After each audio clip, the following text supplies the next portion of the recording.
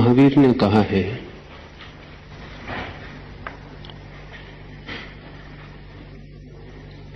जिसे पाना हो उसे देखना शुरू करना चाहिए, क्योंकि हम उसे ही पा सकते हैं जिसे हम देखने में समर्थ हो जाएं। जिसे हमने देखा नहीं उसे पाने का भी कोई उपाय नहीं। जिसे खोजना हो उसकी भावना करनी प्रारंभ कर देनी चाहिए, क्योंकि इस जगत में हमें वही मिलता है जो मिलने के भी पहले जिसके लिए हम अपने हृदय में जगह बना लेते हैं। अतिथि घर आता हो तो हम इंतजाम कर लेते हैं उसके स्वागत का। अरिहंत को निर्मित करना हो स्वयं में, सिद्ध को पाना हो कभी, किसी क्षण स्वयं भी केवली बन जाना हो, तो उसे देखना, उसकी भावना करनी, उसकी आकांक्षा और अभीप्सा की तरफ चरण उठाने शुरू करने जरूरी है। महावीर से 2500 साल पहले चीन में एक कहावत प्रचलित थी, और वो कहावत थी लाओ त्से के द्वारा कही गई और बाद में संग्रहित की गई चिंतन की धारा का पूरा सार। वो कहावत थी, the superior physician cures the illness before it is manifested. जो श्रेष्ठ चिकित्सक है वो बीमारी के प्रकट होने के पहले ही उसे ठीक कर देता है। The inferior physician only cares for the illness which he was not able to prevent. और जो साधारण चिकित्सक है वो केवल बीमारी को दूर करने में थोड़ी बहुत सहायता पहुंचाता है जिसे वो रोकने में समर्थ नहीं था। हैरान होंगे जान के आप ये बात कि महावीर से 2500 साल पहले, आज से 5000 साल पहले चीन में चिकित्सक को बीमारी के ठीक करने के लिए कोई पुरस्कार नहीं दिया जाता था। उल्टा ही रिवाज था, या हम समझें कि हम जो कर रहे हैं वो उल्टा है। चिकित्सक को पैसे दिए जाते थे इसलिए कि वो किसी को बीमार न पड़ने दे, और अगर कभी कोई बीमार पड़ जाता तो चिकित्सक को उल्टे उसे पैसे चुकाने पड़ते थे। तो हर व्यक्ति नियमित अपने चिकित्सक को पैसे देता था ताकि वो बीमार ना पड़े, और बीमार पड़ जाए तो चिकित्सक को उसे ठीक भी करना पड़ता और पैसे भी देने पड़ते। जब तक वो ठीक ना हो जाता तब तक बीमार को फीस मिलती चिकित्सक के द्वारा। ये जो चिकित्सा की पद्धति चीन में थी उसका नाम है एक्यूपंक्चर। इस चिकित्सा की पद्धति को नया वैज्ञानिक समर्थन मिलना शुरू हुआ है। रूस में वे इस पर बड़े प्रयोग कर रहे हैं और उनकी दृष्टि है कि इस सदी के पूरे होते होते रूस में चिकित्सक को बीमार न पड़ने देने की तनख्वाह देनी शुरू कर दी जाएगी, और जब भी कोई बीमार पड़ेगा तो चिकित्सक जिम्मेवार और अपराधी होगा। एक्यूपंक्चर मानता है कि शरीर में खून ही नहीं बहता, विद्युत ही नहीं बहती, एक और तीसरा प्रवाह है प्राण ऊर्जा का, एलान वाइटल का। वो प्रवाह भी शरीर में बहता है। 700 स्थानों पर शरीर के अलग अलग वो प्रवाह चमड़ी को स्पर्श करता है।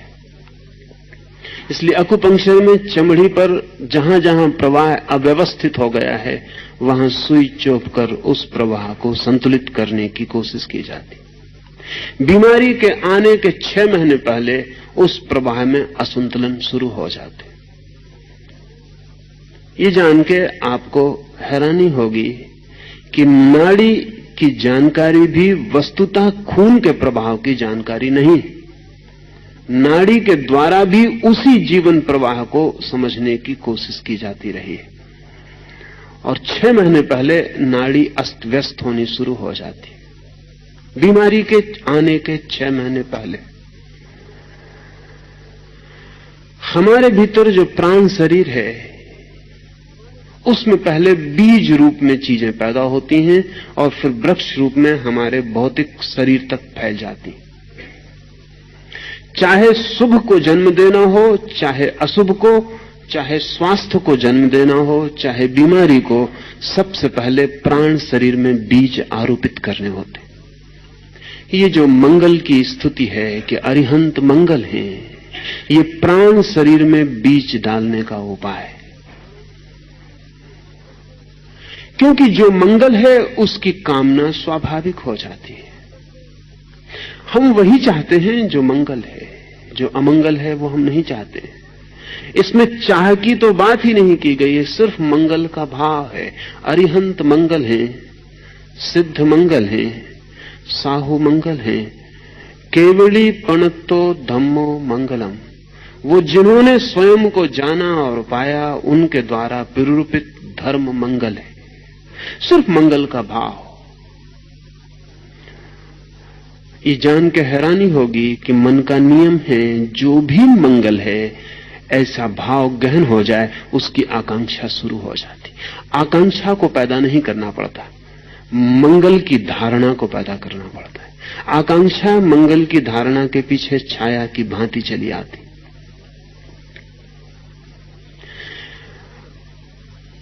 धारणा पतंजलि योग के 8 अंगों में कीमती अंग है, जहां से अंतरयात्रा शुरू होती। धारणा, ध्यान, समाधि। 6वां सूत्र है धारणा, 7वां ध्यान, 8वां समाधि। ये जो मंगल की धारणा है ये पतंजलि योग सूत्र का 6वां सूत्र है और महावीर के योग सूत्र का पहला। क्योंकि महावीर का मानना यह है कि धारणा से सब शुरू हो जाता है। धारणा जैसे ही हमारे भीतर गहन होती है हमारी चेतना रूपांतरित होती है, न केवल हमारी, हमारे पड़ोस में जो बैठा है उसकी भी। ये जान के आपको आश्चर्य होगा कि आप अपनी ही धारणाओं से प्रभावित नहीं होते, आपके निकट जो धारणाओं के प्रवाह बहते हैं उनसे भी प्रभावित होते। इसलिए महावीर ने कहा है अज्ञानी से दूर रहना मंगल है, ज्ञानी के निकट रहना मंगल है।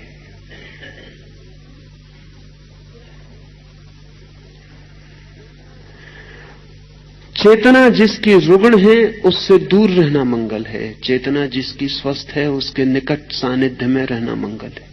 सत्संग का इतना ही अर्थ है कि जहां शुभ धारणाएं हों उस मिल्यू में, उस वातावरण में रहना मंगल है। रूस के एक विचारक जो अकुपंक्चर पर काम कर रहे हैं, डॉक्टर सिरोव,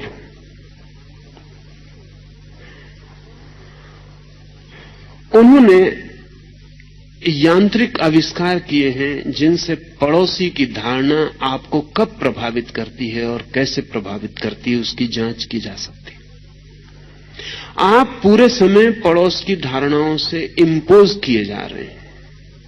आपको पता ही नहीं कि आपको जो क्रोध आया है जरूरी नहीं कि आपका ही हो, वह आपके पड़ोसी का भी हो सकता है। भीड़ में बहुत मौकों पर आपको ख्याल नहीं है, भीड़ में एक आदमी जम्हाई लेता है और 10 आदमी उसी क्षण अलग अलग कोनों में बैठे हुए जम्हाई लेना शुरू कर देते। सरों को कहना है कि वो धारणा एक के मन में जो पैदा हुई उसके वर्तुल आसपास चले गए और दूसरों को भी उसने पकड़ लिया। अब इसके लिए उसने यंत्र निर्मित किए हैं जो बताते हैं कि धारणा आपको कब पकड़ती है और कब आप में प्रवेश कर जाती। अपनी धारणा से तो व्यक्ति का प्राण शरीर प्रभावित होता ही है, दूसरे की धारणा से भी प्रभावित होता है। कुछ घटनाएं इस संबंध में आपको कहूं तो बहुत आसान होगा। 1910 में जर्मनी की एक ट्रेन में एक 15-16 वर्ष का युवक बेंच के नीचे छिपा पड़ा है। उसके पास टिकट नहीं है, वो घर से भाग खड़ा हुआ है, उसके पास पैसा भी नहीं है। फिर तो बाद में वो बहुत प्रसिद्ध आदमी हुआ और हिटलर ने उसके सिर पर 2 लाख मार्क की घोषणा की कि जो उसका सिर काट लाए। वो तो फिर बहुत बड़ा आदमी हुआ और उसके बड़े अद्भुत परिणाम हुए और स्टालिन और आइंस्टीन और गांधी सब उससे मिलकर आनंदित और प्रभावित हुए। उस आदमी का बाद में नाम हुआ वुल्फ मैसिंग। उस दिन तो उससे कोई नहीं जानता था 1910 में। वुल्फ मैसिंग ने अभी अपनी आत्मकथा लिखी है जो रूस में प्रकाशित हुई है और बड़ा समर्थन मिला है।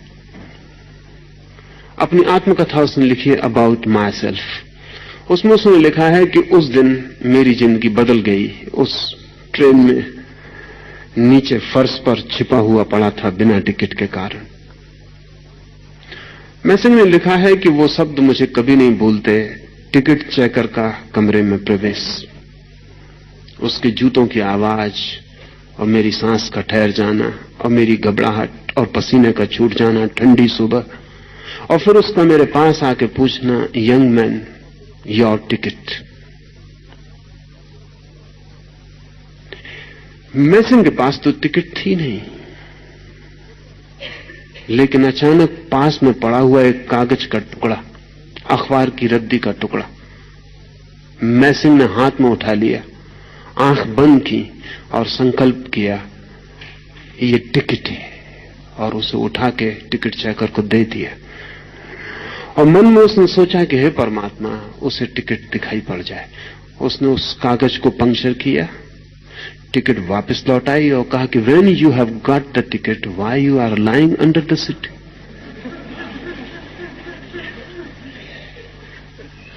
पागल हो, जब टिकट तुम्हारे पास तो नीचे क्यों पड़े हो? मैसिंग को खुद भी भरोसा नहीं आया, लेकिन इस घटना ने उसकी पूरी जिंदगी बदल दी। इस घटना के बाद पिछली आधे 50 वर्षों में जमीन पर वो सबसे महत्वपूर्ण आदमी था जिसे धारणा के संबंध में सर्वाधिक अनुभव थे। मैसिंग की परीक्षा दुनिया में बड़े बड़े लोगों ने ली। 1940 में एक नाटक के मंच पर जहां वो अपना प्रयोग दिखला रहा था, लोगों में विचार संक्रमित करने का, अचानक पुलिस आके मंच को पर्दा गिरा दिया और लोगों से कहा कि यह कार्यक्रम समाप्त हो गया क्योंकि मैसिंग गिरफ्तार कर लिया गया। मैसिंग को तत्काल बंद गाड़ी में डाल के क्रिमिनल ले जाया गया और स्टालिन के सामने मौजूद किया गया। स्टालिन ने कहा, मैं मान नहीं सकता कि कोई किसी के दूसरे की धारणा को सिर्फ आंतरिक धारणा से प्रभावित कर सकता है, क्योंकि अगर ऐसा हो सकता है तो फिर आदमी सिर्फ पदार्थ नहीं रह जाता। तो मैं तुम्हें इसलिए पकड़ के बुलाया हूं कि तुम मेरे सामने सिद्ध करो। तो मैसिंग ने कहा, आप जैसा भी चाहें। तो स्टालिन ने कहा कि कल 2 बजे तुम यहां रहो बंद, 2 बजे आदमी तुम्हें ले जाएंगे मॉस्को के बड़े बैंक में। तुम क्लर्क को 1 लाख रुपया सिर्फ धारणा के द्वारा निकलवा के ले आओ। पूरा बैंक मिलिट्री से घेरा गया है। 2 आदमी पिस्तौलें लिए हुए मैसिंग के पीछे। ठीक 2 बजे उसे बैंक में ले जाया गया। उसे कुछ पता नहीं कि किस काउंटर पर उसे ले जाया जाएगा। जाके ट्रेजरर के सामने उसे खड़ा कर दिया गया। उसने कोरा कागज उन 2 आदमियों के सामने निकाला, कोरे कागज को 2 क्षण देखा ट्रेजरर को दिया और 1,00,000 रूबल। ट्रेजरर ने कई बार उस कागज को देखा, चश्मा लगाया, वापस गौर से देखा और फिर 1,00,000 रूबल निकाल के मैसिंग को दे दिए। मैसिंग ने बैग में वापस अंदर रखे, स्टेलिन को जाके रुपए दिए। स्टेलिन ने कहा हैरानी। वापस मैसिंग लौटा, जाके क्लर्क के हाथ में वो रुपए वापस दिए और कहा मेरा कागज वापस लौटा दो। जब क्लर्क ने वापस कागज देखा तो वो खाली था। उसे हार्ट अटैक का दौरा पड़ गया, वो वहीं नीचे गिर पड़ा। तो वो बेहोश हो गया, उसकी समझ के बाहर हो गई बात की क्या हुआ है। लेकिन स्टेलिन इतने से राजी न हुआ। कोई जालसाजी हो सकती है, कोई क्लर्क और उसके बीच तालमेल हो सकता है। तो क्रेमलिन के कमरे में उसे बंद किया गया, हजारों सैनिकों का पहरा लगाया गया और कहा कि ठीक 12:05 पे वो सैनिकों के पहरे के बाहर हो जाए। वो ठीक 12:05 पे बाहर हो गया। सैनिक अपनी जगह खड़े रहे, वो किसी को दिखाई नहीं पड़ा। वो स्टेलिन के सामने जाके मौजूद हो गया। इस पर भी स्टेलिन को भरोसा नहीं आया। और भरोसा आने जैसा नहीं था, क्योंकि स्टेलिन की पूरी फिलॉसफी, पूरा चिंतन, पूरा कम्युनिज्म का धारणा सब बिखरती है। ये एक आदमी कोई धोखाधड़ी कर दे और सारा का सारा मार्क्सियन चिंतन का आधार गिर जाए। लेकिन स्टेलिन प्रभावित जरूर इतना हुआ कि उसने तीसरे प्रयोग के लिए और प्रार्थना की। उसकी दृष्टि में जो सर्वाधिक कठिन बात हो सकती थी वो ये थी, उसने कहा कि कल रात 12 बजे मेरे कमरे में तुम मौजूद हो जाओ, बिना किसी अनुमति पत्र के। ये सर्वाधिक कठिन बात थी, क्योंकि स्टेलिन जितने गहन पहरे में रहता था उतना पृथ्वी पर दूसरा कोई आदमी कभी नहीं रहा। पता भी नहीं होता था कि स्टेलिन किस कमरे में है क्रेमलिन के। रोज कमरा बदल दिया जाता था ताकि कोई खतरा ना हो, कोई बम ना फेंका जा सके, कोई हमला ना किया जा सके। सिपाहियों की पहली कतार जानती थी कि 5 नंबर कमरे में है, दूसरी कतार जानती थी कि 6 नंबर कमरे में है, तीसरी कतार जानती थी कि 8 नंबर कमरे में है। अपने ही सिपाहियों से भी बचने की जरूरत स्टेलिन को थी। कोई पता नहीं होता था कि स्टेलिन किस कमरे में। स्टेलिन की खुद पत्नी भी स्टेलिन के कमरे का पता नहीं रख सकती थी। क्रेमलिन के सारे कमरे जिनमें स्टेलिन अलग अलग होता था करीब करीब एक जैसे थे, जिनमें वो कहीं भी किसी भी क्षण हट सकता था। सारा इंतजाम हर कमरे में था। ठीक रात 12 बजे पहरेदार पहरा देते रहे और मैसिंग जाके स्टेलिन की मेज के सामने खड़ा हो गया। स्टेलिन भी कब गया और स्टेलिन ने कहा कि तुमने ये किया कैसे, ये असंभव है। मैसिंग ने कहा मैं नहीं जानता, मैंने कुछ ज्यादा नहीं किया, मैंने सिर्फ एक ही काम किया कि मैं दरवाजे पर आया और मैंने कहा कि मैं आई एम बेरिया। वो बेरिया रूसी पुलिस का सबसे बड़ा आदमी था, स्टेलिन के बाद नंबर 2 की ताकत का आदमी। बस मैंने सिर्फ इतना ही भाव किया कि मैं बेरिया हूं और तुम्हारे सैनिक मुझे सलाम बजाने लगे और मैं भीतर आ गया। स्टेलिन ने सिर्फ मैसिंग को आज्ञा दी कि वो रूस में घूम सकता है और प्रामाणिक है। 1940 के बाद रूस में इस तरह के लोगों की हत्या नहीं की जा सकी, वो सिर्फ मैसिंग के कारण। 1940 तक रूस में कई लोग मार डाले गए जिन्होंने इस तरह के दावे किए थे।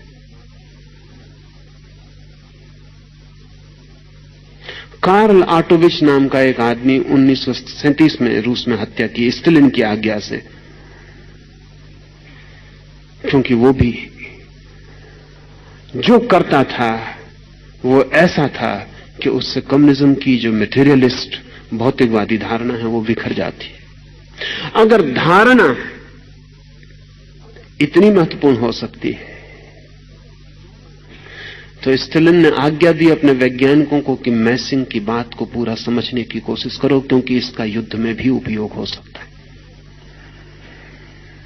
और जो आदमी मैसिंग का अध्ययन करता रहा, उस आदमी ने, नामोव ने कहा है कि जो अल्टीमेट वीपन है युद्ध का, आखिरी जो अस्त्र सिद्ध होगा वो ये मैसिंग के अध्ययन से निकलेगा। क्योंकि जिस राष्ट्र के हाथ में धारणा को प्रभावित करने के मौलिक सूत्र आ जाएंगे, उस राष्ट्र को अणु की शक्ति से हराया नहीं जा सकता। सच तो यह है कि जिनके हाथ में अणु बम हो, उनको भी धारणा से प्रभावित किया जा सकता है कि वो अपने ऊपर ही फेंक ले। एक हवाई जहाज बम फेंकने आ रहा हो, उसके पायलट को प्रभावित किया जा सकता है कि वापस लौट जाए, अपनी ही राजधानी पे गिरा दे। नामोव ने कहा है कि the ultimate weapon in war is going to be psychic power. ये धारणा की जो शक्ति है, यह आखिरी अस्त्र सिद्ध होगा।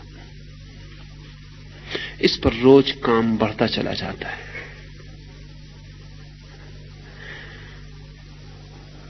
स्टालिन जैसे लोगों की उत्सुकता तो निश्चित ही विनाश की तरफ होगी। महावीर जैसे लोगों की उत्सुकता निर्माण और सृजन की ओर है। इसलिए मंगल की धारणा, महावीर ने कहा है, भूल कर भी स्वप्न में भी कोई बुरी धारणा मत करना, क्योंकि वो परिणाम ला सकती है। आप राह से गुजर रहे हैं, आप सोचते हैं मैंने कुछ किया भी नहीं, एक मन में ख्याल भर आ गया कि इस आदमी की हत्या कर दूं। आपने कुछ किया नहीं। कि इस दुकान से फला चीज चुरा लूं। आप चोरी करने नहीं भी गए, लेकिन क्या आप निश्चिंत हो सकते हैं कि राह पर किसी चोर ने आपकी धारणा न पकड़ ली होगी?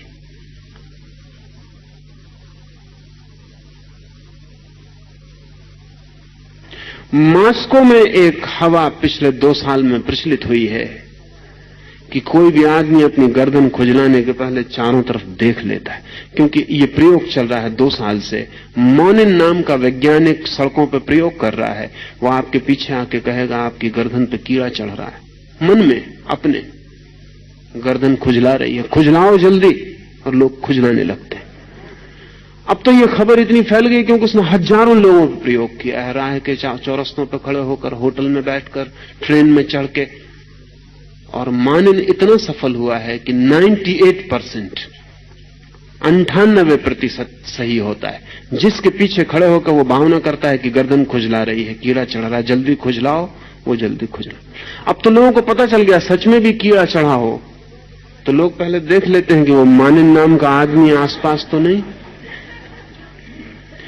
जब से मानन का प्रयोग सफल हुआ है, तब से मस्तिष्क के बाबत एक नई जानकारी मिली है, और वो ये कि मस्तिष्क सामने से जितनी शक्ति रखता है, उससे चौगुनी शक्ति मस्तिष्क के पीछे के हिस्से में।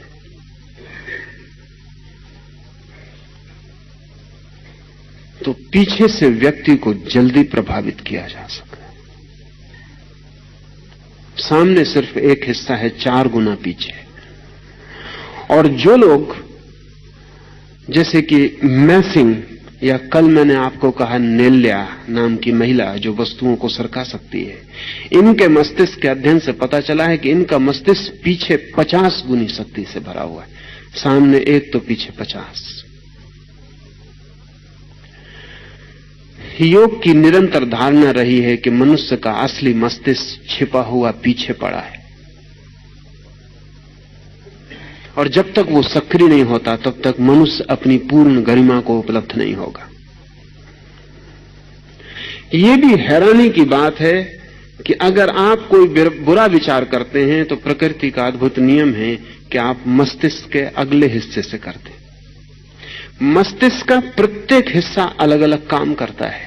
अगर आपको हत्या करनी है तो उसका विचार आपके मस्तिष्क के ऊपरी सामने के हिस्से में चलता है, और अगर आपको किसी की सहायता करनी है तो पीछे अंतिम हिस्से में चलता है।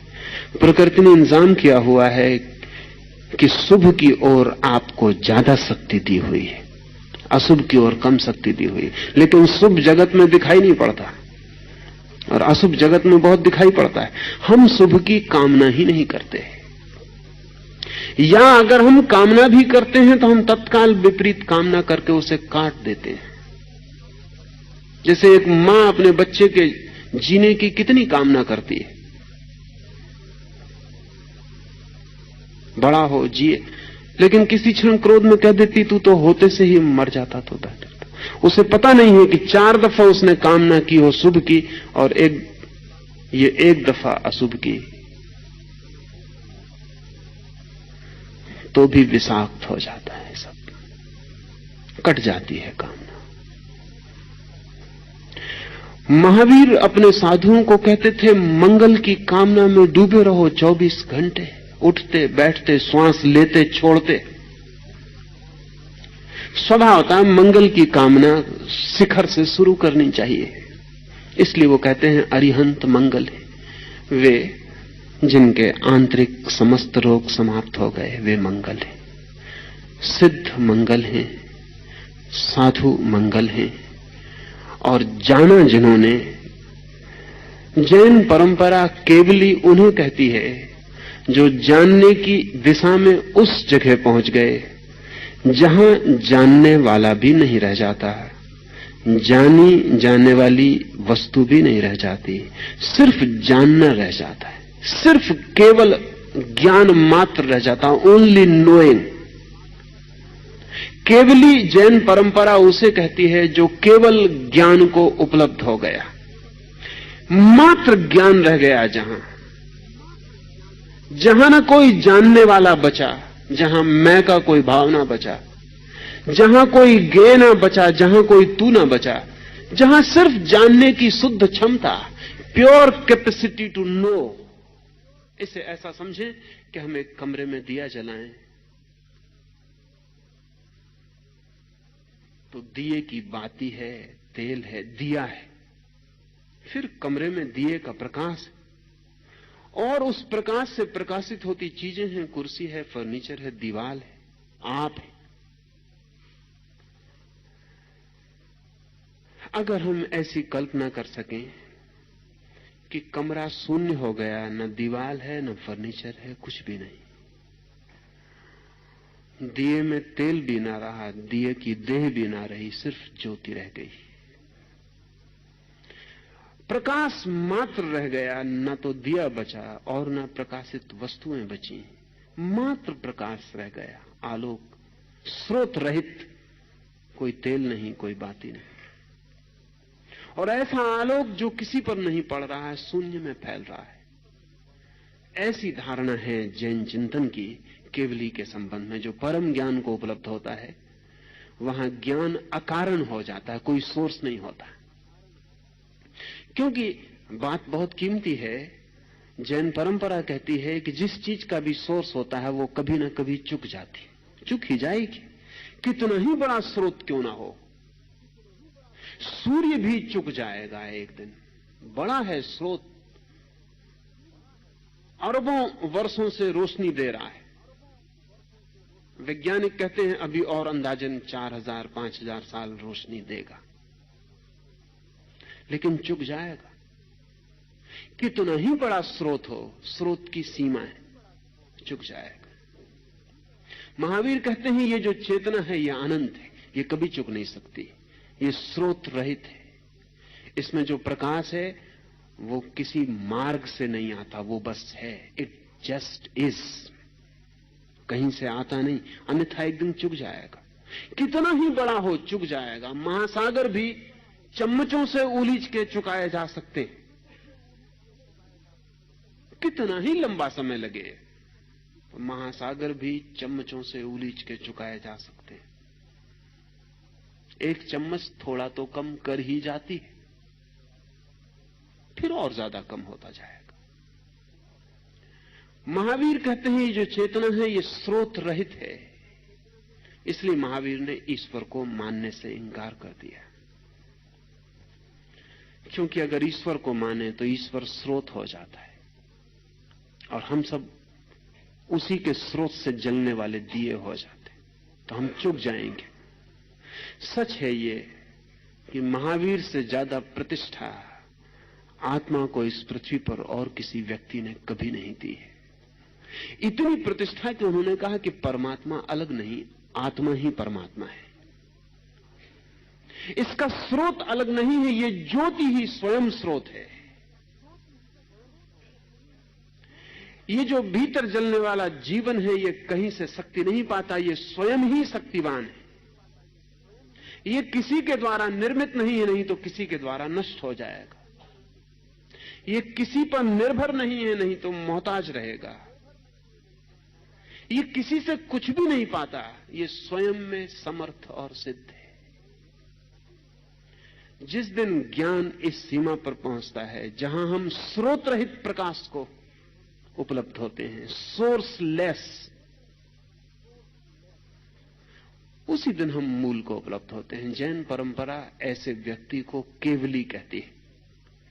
वो व्यक्ति कहीं भी पैदा हो, वो क्राइस्ट हो सकते हैं, वो बुद्ध हो सकते हैं, वो कृष्ण हो सकते हैं, वो लाओस से हो सकते हैं। इसलिए इस सूत्र में ये नहीं कहा गया महावीर मंगलम, कृष्ण मंगलम, ऐसा नहीं कहा। जैन धर्म मंगल है, ऐसा नहीं कहा। हिंदू धर्म मंगल है, ऐसा नहीं कहा। केवली पणतो धम्मो मंगलम, वो जो केवल ज्ञान को उपलब्ध हो गए, उनके द्वारा जो भी प्ररूपित धर्म है वो मंगल है। वो कहीं भी हों, जिन्होंने भी शुद्ध ज्ञान को पा लिया, उन्होंने जो कहा है वो मंगल है। ये मंगल की धारणा गहन प्राणों के अतल में बैठ जाए तो अमंगल की संभावना कम होती चली जाती। जैसी जो भावना करता है धीरे धीरे वैसा ही हो जाता है।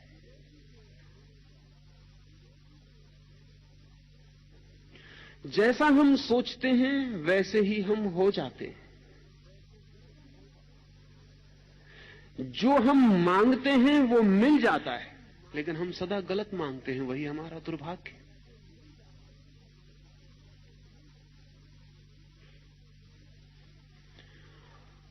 हम उसी की तरफ आंख उठाकर देखते हैं जो हम होना चाहते हैं। अगर आप एक राजनीतिक नेता के आसपास भीड़ लगा के इकट्ठे हो जाते हैं तो ये सिर्फ भीड़ इसकी ही सूचना नहीं है कि राजनीतिक नेता आया, गहन रूप से इस बात की सूचना है कि आप कहीं राजनीतिक पद पर होना चाहते हैं। हम उसी को आदर देते हैं जो हम होना चाहते हैं, जो हमारे भविष्य का मॉडल मालूम पड़ता है,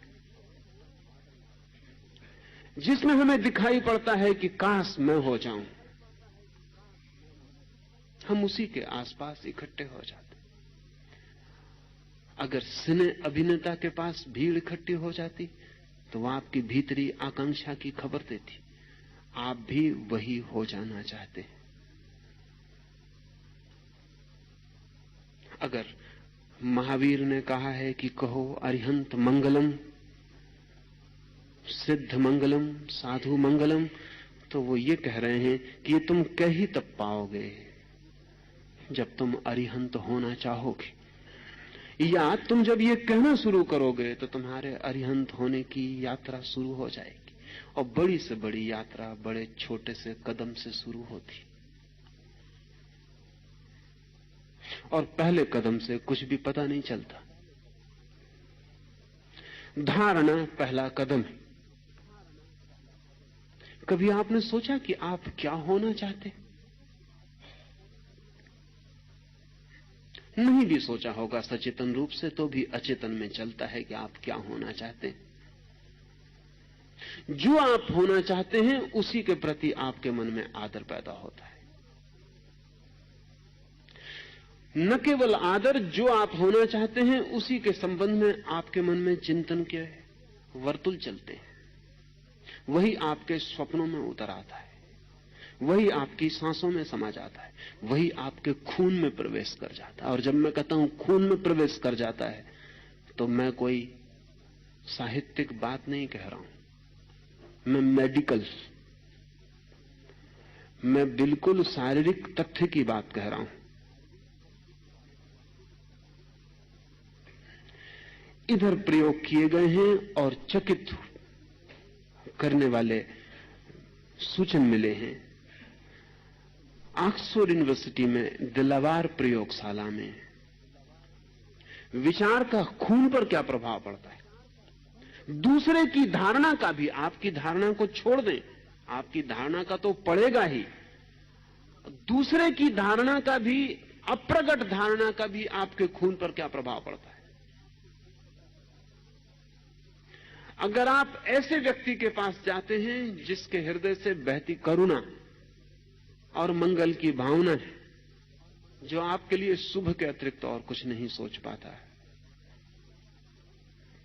तो डिलावार लेबोरेटरी के प्रयोगों का 10 वर्षों का निष्कर्ष यह है कि आपके खून में ऐसे व्यक्ति के पास जाते ही जो आपके प्रति मंगल की भावना रखता है, सफेद कण 1500 की तादाद में तत्काल बढ़ जाते, इमीडिएटली।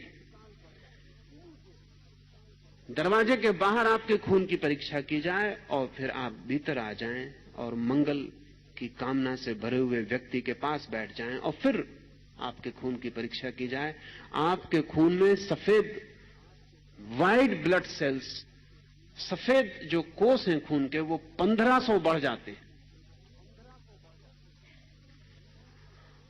जो व्यक्ति आपके प्रति दुर्भाव रखता है उसके पास जाके 1600 कम हो जाते हैं, तत्काल, इमीडिएटली। और मेडिकल साइंस कहती है कि आपके स्वास्थ्य की रक्षा का मूल आधार सफेद कणों की अधिकता है। वो जितने ज्यादा आपके शरीर में होते हैं उतना आपका स्वास्थ्य सुरक्षित है, वो आपके पहरेदार हैं। आपने देखा होगा, ख्याल नहीं किया होगा, चोट लग जाती है तो चोट लग के जो आपको मवाद पड़ जाती है, वो मवाद सिर्फ रक्षक हैं आपके शरीर के खून के सफेद कण। वे भाग के फौरन एक परत पहरेदारी की खड़ी कर देते। जिसको आप मवाद समझते हैं वो मवाद नहीं है, वो आपकी दुश्मन नहीं है, वो खून के सफेद कण हैं जो तत्काल दौड़ के घाव को चारों तरफ से घेर लेते हैं, जैसे कि पुलिस ने पहरा लगा दिया हो, क्योंकि उनके परत को पार करके कोई भी कीटाणु शरीर में प्रवेश नहीं कर सकता, वो रक्षक है।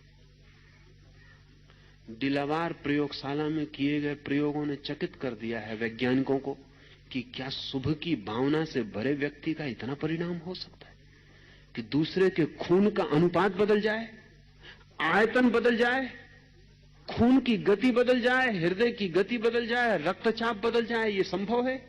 अब तो इंकार करना कठिन है।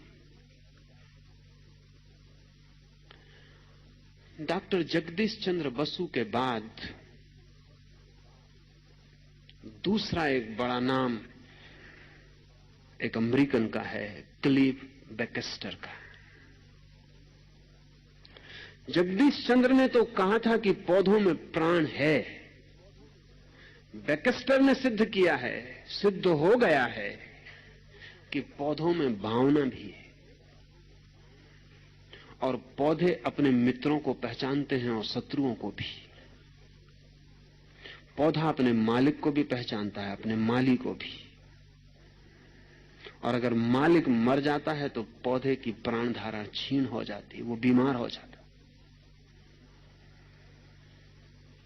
पौधों की स्मृति को भी बैकेस्टर ने सिद्ध किया कि उनकी भी मेमोरी है। और जब आप अपने गुलाब के पौधे के पास जाके प्रेम से खड़े हो जाते हैं तो वो कल फिर आपकी उसी समय प्रतीक्षा करता है।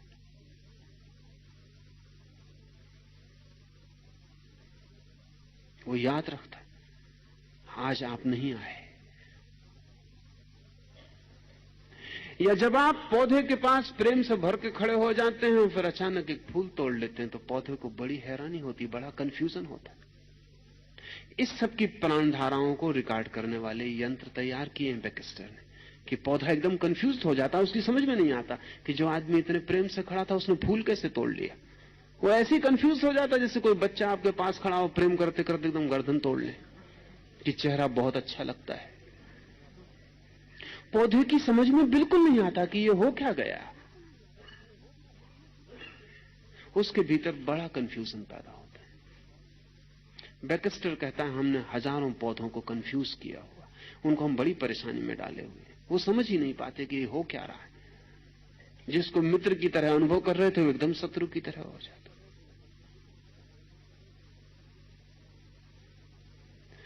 बैक्स्टर का यह भी कहना है कि जिन पौधों को हम प्रेम करते हैं वो हमारी तरफ बड़ी पॉजिटिव भावनाएं छोड़ते हैं। और बैक्स्टर ने सुझाव दिया है अमेरिकन मेडिकल एसोसिएशन को कि शीघ्र ही हम विशेष तरह के मरीजों को विशेष पौधों के पास ले जाकर ठीक करने में समर्थ हो जाएंगे। अगर उन पौधों को हमने इतना प्राणवान कर दिया, प्रेम से, भाव से, संगीत से, प्रार्थना से, ध्यान से, उनको इतना प्राण शक्ति से भर दिया, तो उनके पास विशेष तरह के मरीज ले जाने से फायदा होगा। फिर हर पौधे में अपनी अपनी प्राण ऊर्जा की विशेषताएं हैं। जैसे रेड रोज, लाल जो गुलाब है, वो क्रोधी लोगों के लिए बड़े फायदे का हो सकता है। पंडित नेहरू को इसलिए उससे प्रेम रहा हो। क्रोध के लिए रेड रोज बहुत फायदे का है बैक्स्टर के हिसाब से।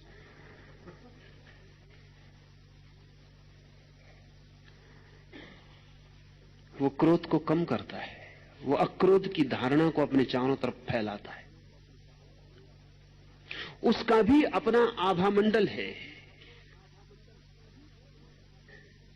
पौधों के पास भी हृदय है, माना कि वे अशिक्षित हैं, लेकिन उनके पास हृदय है। आदमी बहुत शिक्षित होता चला जाता, लेकिन हृदय खोता चला जाता। ये धारणा हृदय को जन्माने का आधार बन सकती, मंगल की धारणा। निश्चित ही मंगल की धारणा, हम इतने कमजोर हैं और अमंगल हमें इतना सहज है कि हम अरिहंत पर भी मंगल की धारणा कर पाए तो चमत्कार है। हम ये भी कह पाए कि अरिहंत मंगल हैं तो भी मिरेकल है। पत्थर मंगल है, इसके लिए तो कठिनाई पड़ेगी। दुश्मन मंगल है, इसके लिए तो बहुत कठिनाई पड़ेगी। शत्रु मंगल है, इसके लिए तो बहुत कठिनाई पड़ेगी। महावीर आपको भली भांति जानते हैं। जो श्रेष्ठतम है, जिस पर भी आपको कठिनाई पड़ेगी करने में मंगल की धारणा, उससे शुरू करते हैं। अरिहंत, सिद्ध, साधु और जिन्होंने जाना उनके द्वारा प्ररूपित धर्म। धर्म का जैन परंपरा में वैसा अर्थ नहीं है जैसा अंग्रेजी के रिलीजन का या उर्दू के मजहब का, और वैसा अर्थ भी नहीं है जैसा हिंदू धर्म का। जैन परंपरा में धम्म का जो अर्थ है वो समझ लेना चाहिए, वो बहुत खूबी का है, विशिष्ट है, और जैन दृष्टि को एक नए आयाम में फैलाता है।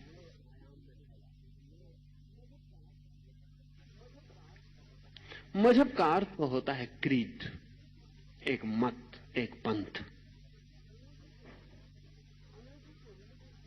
अंग्रेजी के रिलीजन शब्द का अर्थ होता है करीब करीब वही जो योग का अर्थ होता है। वो जिस सूत्र से बना है रिलीगेर, उसका अर्थ होता है जोड़ना, आदमी को परमात्मा से जोड़ना। योग का भी वही अर्थ होता है, आदमी को परमात्मा से जोड़ना। लेकिन जैन चिंतन परमात्मा के लिए जगह ही नहीं रखता। इसलिए आप ये जान के हैरान होंगे कि जैन योग का अच्छा अर्थ नहीं मानते। जैन कहते हैं केवली अयोगी होता है, अयोगी, योगी नहीं। इसलिए महावीर को नासमझ कुछ भूल से भरे लोग महायोगी कहते हैं, वो गलती कहते हैं। वो जैन परंपरा के शब्द का उन्हें पता नहीं। महावीर कहते हैं जुड़ना नहीं है किसी से, जो गलत है उससे टूटना है, अलग होना है। अयोग, संसार से अयोग, तो स्वरूप उपलब्ध हो जाता है।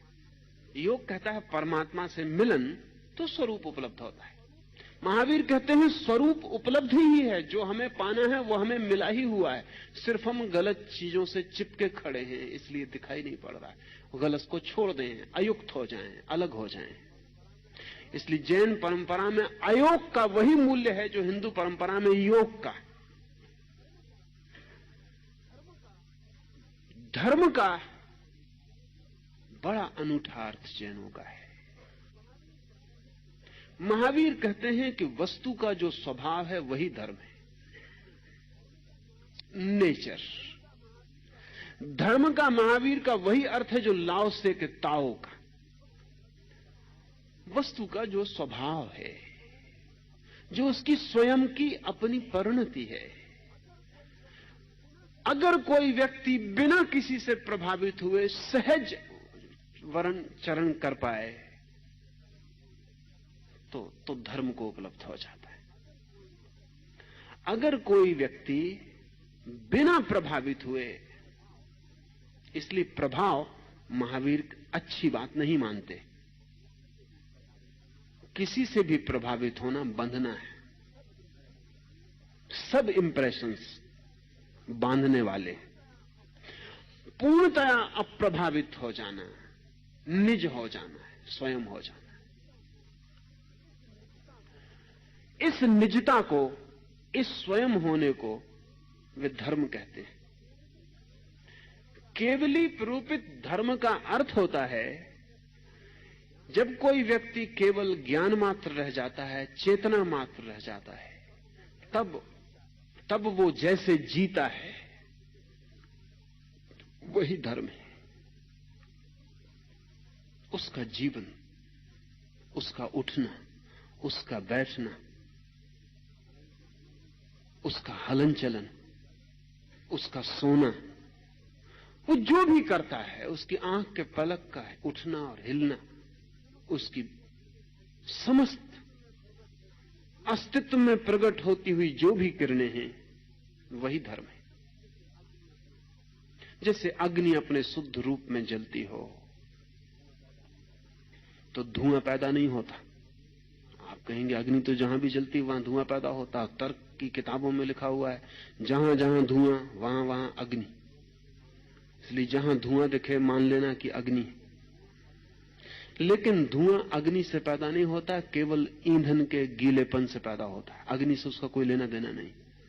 अगर ईंधन बिल्कुल गीला ना हो तो धुआं पैदा नहीं होता। धुआं अग्नि का स्वभाव नहीं है, ईंधन का प्रभाव है। जो ईंधन गीला होता है तो पैदा होता है। तो कहना चाहिए कि वो पानी से पैदा होता है, वो अग्नि से पैदा नहीं होता धुआं।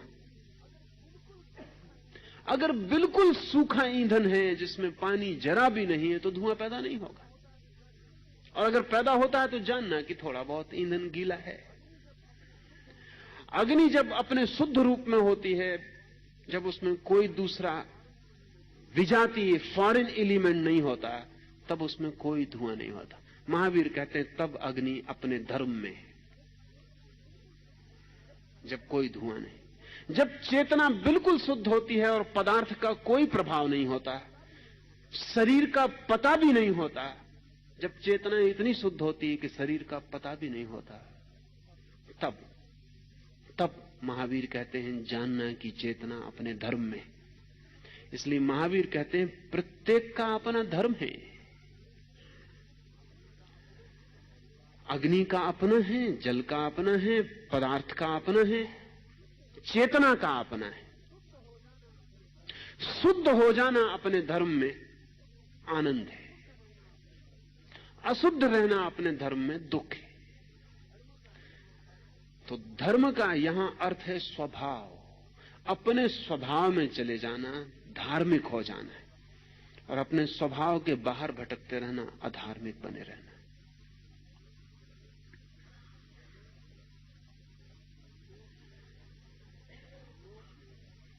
लोक में इन चारों को उत्तम भी इस सूत्र में कहा है। अरिहंत उत्तम है लोक में, सिद्ध उत्तम है लोक में, साधु उत्तम है लोक में, केवली प्रूपित धर्म उत्तम है लोक में।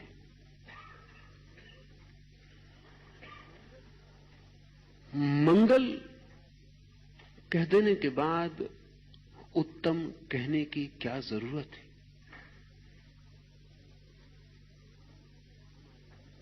कारण है हमारे भीतर।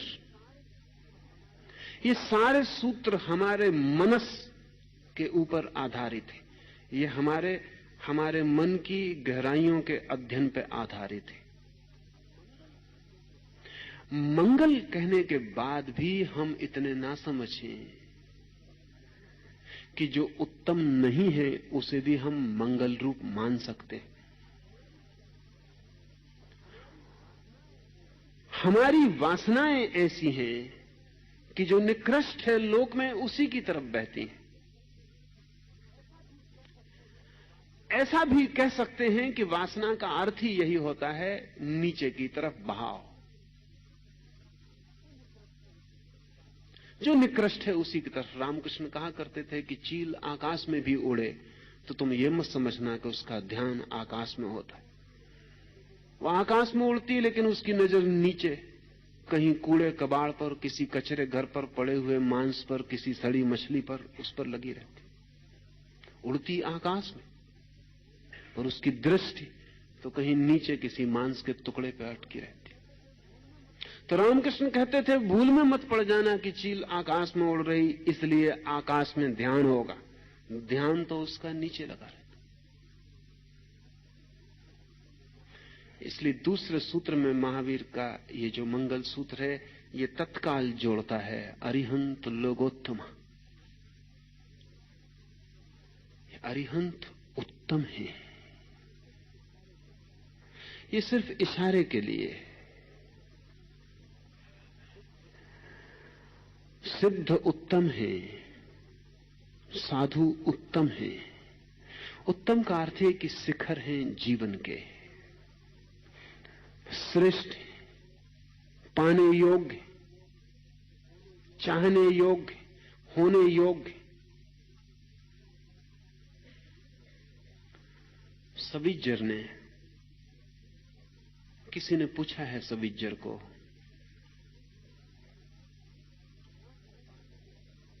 क्या है पाने योग्य, क्या है आनंद? तो सविज्जर ने कहा टू बी मोर एंड मोर,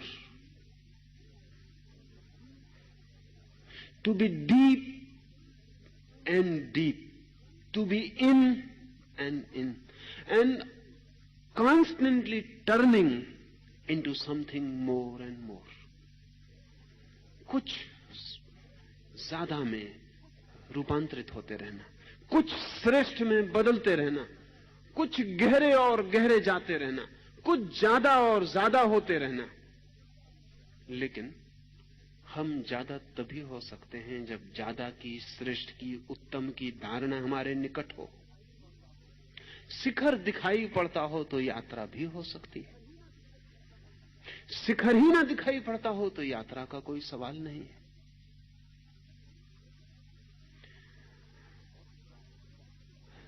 भौतिकवाद कहता है कोई आत्मा नहीं है, शिखर को तोड़ देता है। और जब कोई आत्मा नहीं है ऐसा कोई मान लेता है तो आत्मा को पाना है, इसका तो कोई सवाल ही नहीं रह जाता। फ्रायड यदि कह देता है कि आदमी वासना के अतिरिक्त और कुछ भी नहीं है, तो आदमी तो वासना है ही, वो तत्काल मान लेता है। फिर वो कहता है जब वासना के अतिरिक्त कुछ है ही नहीं तो बात खत्म हो गई, बात समाप्त हो गई। एक व्यक्ति कह रहा था किसी को कि मैं बहुत परेशान था क्योंकि मेरी कॉन्शियंस मुझे बहुत पीड़ा देती थी, मेरा अंतःकरण बहुत पीड़ा देता था। झूठ बोलूं तो, चोरी करूं तो, किसी स्त्री की तरफ देखूं तो बड़ी पीड़ा होती थी। तो फिर मैं मनोचिकित्सक के पास गया और मैंने इलाज करवाया और 2 साल में मैं बिल्कुल ठीक हो गया। तो उसके मित्र ने पूछा कि क्या अब चोरी का भाव नहीं उठता, स्त्री को देखकर वासना नहीं जगती, सुंदर को देखकर पाने का भाव पैदा नहीं होता? उसने कहा नहीं नहीं, तुम मुझे गलत समझे। 2 साल में मनोचिकित्सक ने मुझे मेरी कॉन्शियंस से छुटकारा दिला दिया। अब पीड़ा नहीं होती, अब चिंता नहीं होती, अब अपराध अनुभव नहीं करता हूं। पिछले 50 सालों में पश्चिम का मनोचिकित्सक लोगों को अपराध से मुक्त नहीं करवा रहा, अपराध के भाव से मुक्त करवा रहा। ये कह रहा ये तो स्वाभाविक है, तो बिल्कुल स्वाभाविक है, ये तो होगा ही।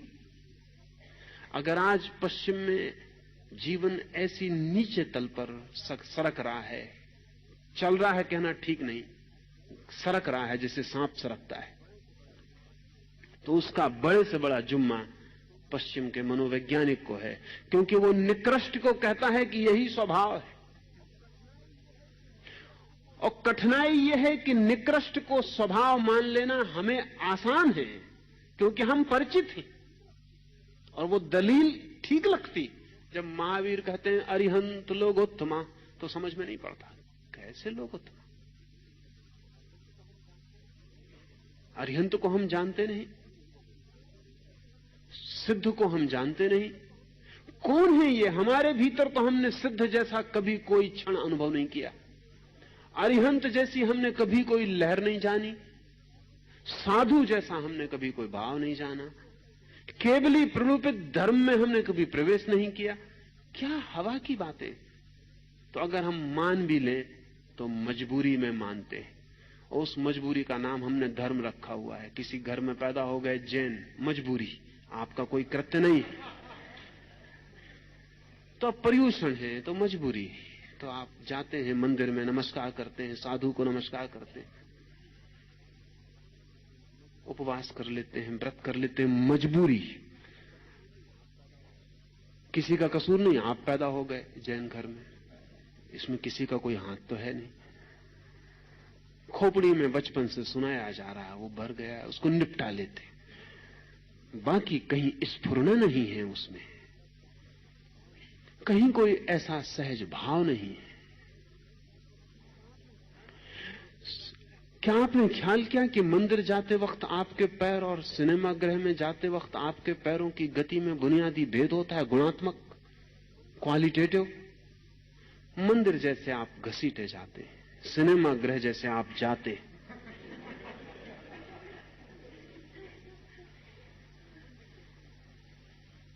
मंदिर जैसे एक मजबूरी, एक काम। प्रफुल्लता नहीं है चरण में, नृत्य नहीं है चरण में जाते समय, किसी तरह पूरा कर देना है। लेकिन निकृष्ट जीवन है, पूरा नहीं कर देना है। सुना है मैंने कि मुल्ला नसरुद्दीन जिस दिन मरा, उस दिन पुरोहित उसे परमात्मा की प्रार्थना कराने आए और कहा कि मुल्ला पश्चाताप करो, रिपेंट, पश्चाताप करो उन पापों के जो तुमने किए। मुल्ला ने आंख खोली और कहा कि मैं दूसरा ही पश्चाताप कर रहा हूं, जो पाप मैं नहीं कर पाया उनका पश्चाताप कर रहा हूं। अब मरा हूं और कुछ पाप करने का मन था वो नहीं कर पाया।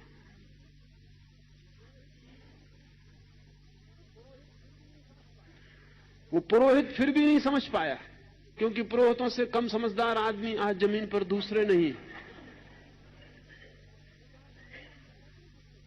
उसने कहा कि मुल्ला ये क्या तुम कहते हो, अगर तुम्हें दोबारा जन्म मिले तो क्या तुम वही पाप करोगे, वैसा ही जियोगे जैसा अभी जिए? मुल्ला ने कहा कि नहीं, बहुत फर्क करूंगा। मैंने इस जिंदगी में पाप बड़ी देर से शुरू किए, अगली जिंदगी में जरा जल्दी शुरू कर दूंगा। ये मुल्ला हम सब मनुष्यों के बाबत खबर दे रहा है। ये व्यंग है, ये आदमी पूरा व्यंग है हम सब पर। ये हमारी मनोदशा है। मरते वक्त हमें भी पश्चाताप होगा। पश्चाताप होगा उन औरतों का जो नहीं मिली, पश्चाताप होगा उस धन का जो नहीं पाया, पश्चाताप होगा उन पदों का जो चूक गए, पश्चाताप होगा उस सब का जो निकृष्ट था, जो पाने योग्य ही नहीं था। लेकिन क्या मरते वक्त पश्चाताप होगा कि अरिहंत ना मिले, सिद्ध ना मिले, केवली प्ररूपित धर्म में प्रवेश ना मिला? नहीं, हो सकता है नमोकार आपके आसपास पढ़ा जा रहा होगा, लेकिन आपके भीतर उसको कोई प्रवेश नहीं हो पाया, क्योंकि जिन्होंने जीवन भर उसके प्रवेश की तैयारी नहीं की, वे अगर सोचते हो कि क्षण में उसका प्रवेश हो जाएगा तो वे ना समझे। जिन्होंने जीवन भर उस मेहमान के आने के लिए इंतजाम नहीं किया, वे सोचते हो अचानक वो मेहमान भीतर आ जाएगा तो वे गलती पर है, वे दुराशाएं कर रहे हैं, वे हताश होंगे।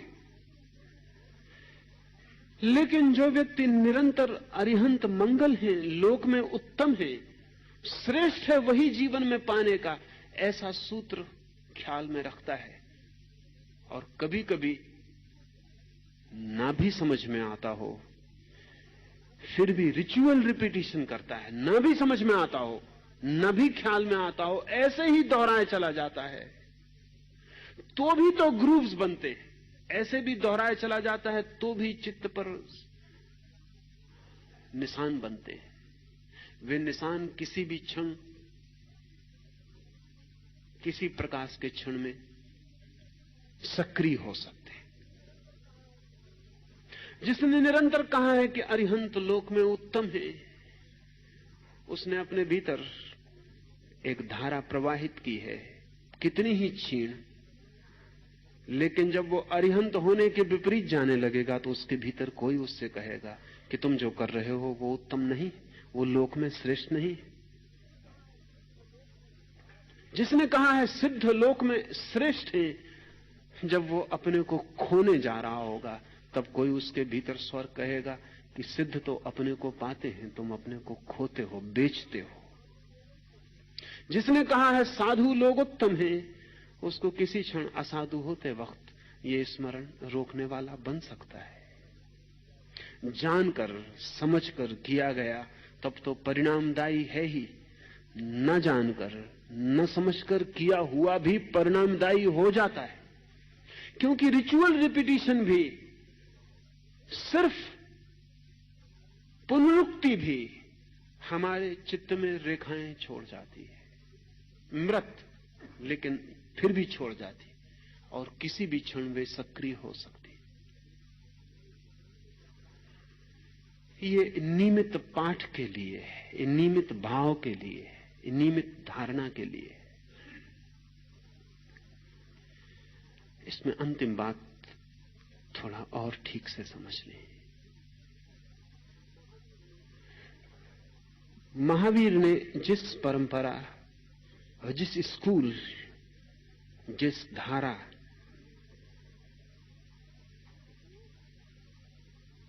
का उपयोग किया है, उसमें श्रेष्ठतम पर मनुष्य की ही शुद्ध आत्मा को रखा है। मनुष्य की ही शुद्ध आत्मा परमात्मा मानी है।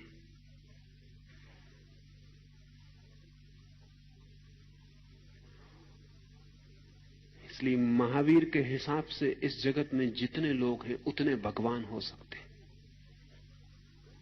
जितने लोग हैं, लोग ही नहीं, जितनी चेतनाएं हैं, वे सभी भगवान हो सकते हैं। महावीर की दृष्टि में भगवान का एक होने का जो ख्याल है वो नहीं। अगर ठीक से समझें तो दुनिया के सारे धर्मों में भगवान की जो धारणा है वो अरिस्टोक्रेटिक है, एक की। सिर्फ महावीर के धर्म में वो डेमोक्रेटिक है, सबकी। प्रत्येक व्यक्ति स्वभाव से भगवान है। वो जाने न जाने, वो पाए न पाए, वो जन्म जन्म भटके, अनंत जन्म भटके, फिर भी इससे कोई फर्क नहीं पड़ता, वो भगवान है। और किसी ना किसी दिन वो जो उसमें छिपा है प्रकट होगा, और किसी ना किसी दिन जो बीज है वो वृक्ष होगा, जो संभावना है वो सत्य बनेगा। महावीर अनंत भगवत्ताओं में मानते हैं, अनंत भगवत्ताओं में, इन्फिनिट डीटीज। एक एक आदमी डिवाइन है। और जिस दिन सारा जगत अरिहंत तक पहुंच जाए, उस दिन जगत में अनंत भगवान होंगे। महावीर का अर्थ भगवान से है जिसने अपने स्वभाव को पा लिया। स्वभाव भगवान है।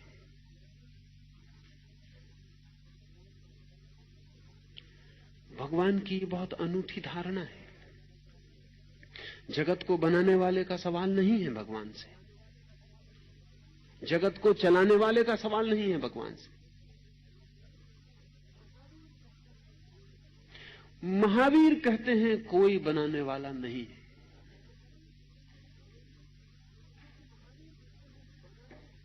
क्योंकि महावीर कहते हैं बनाने की धारणा ही बचकानी है। और बचकानी इसलिए है कि उससे कुछ हल नहीं होता। हम कहते हैं जगत को भगवान ने बनाया, फिर सवाल खड़ा हो जाता है कि भगवान को किसने बनाया। सवाल वहीं के वहीं बना रहता है, एक कदम और हट जाता है। फिर वो भगवान जो कहता है भगवान ने जगत को बनाया, वो कहता है भगवान को किसी ने नहीं बनाया। महावीर कहते हैं जब भगवान को किसी ने नहीं बनाया, ऐसा मानना ही पड़ता है कि कुछ है जो अनबना है, अनक्रिएटेड है, तो इस सारे जगत को ही अनक्रिएटेड मानने में कौन सी अड़चन?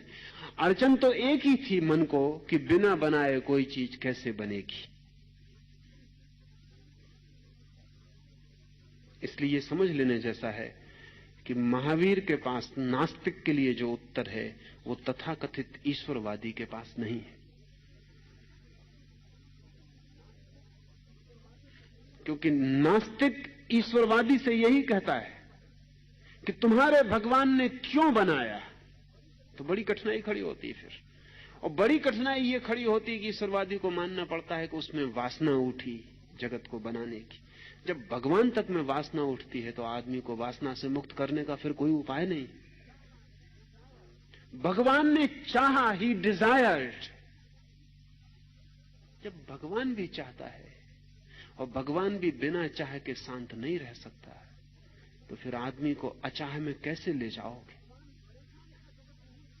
क्या भगवान परेशान था जगत नहीं था तो?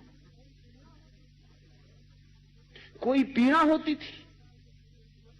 वैसे ही जैसे एक चित्रकार को चित्र न बने तो होती, एक कवि को कविता निर्मित न हो पाए तो होती। क्या ऐसा ही परेशान और चिंतित होता था? क्या उसमें भी चिंता और तनाव घर करते? तो ईश्वरवादी दिक्कत में रहा है। उसको स्वीकार करना पड़ता है कि भगवान ने चाहा, और तब बहुत बेहुदी बातें उसको स्वीकार करनी पड़ती। तो उसे स्वीकार करना पड़ता है ब्रह्मा ने स्त्री को जन्म दिया और फिर उसी को चाहा, क्योंकि उस ब्रह्मा और चाह में कोई तालमेल बिठाना पड़ेगा। तो एक बहुत एब्सर्ड घटना घटी, और वो ये कि ब्रह्मा ने जिसे पैदा किया वो तो उनका पिता हो गया। फिर उसने अपनी बेटी को चाहा, फिर वो संभोग के लिए आतुर हो गया, और फिर वो अपनी बेटी के पीछे भागने लगा। फिर बेटी उससे बचने के लिए गाय बन गई तो वो बैल हो गया। फिर बेटी उससे बचने के लिए कुछ और हो गई तो फिर कुछ और हो गया। वो बेटी जो जो होती चली गई, वो ब्रह्मा फिर वही वही जीव का नर होता चला गया।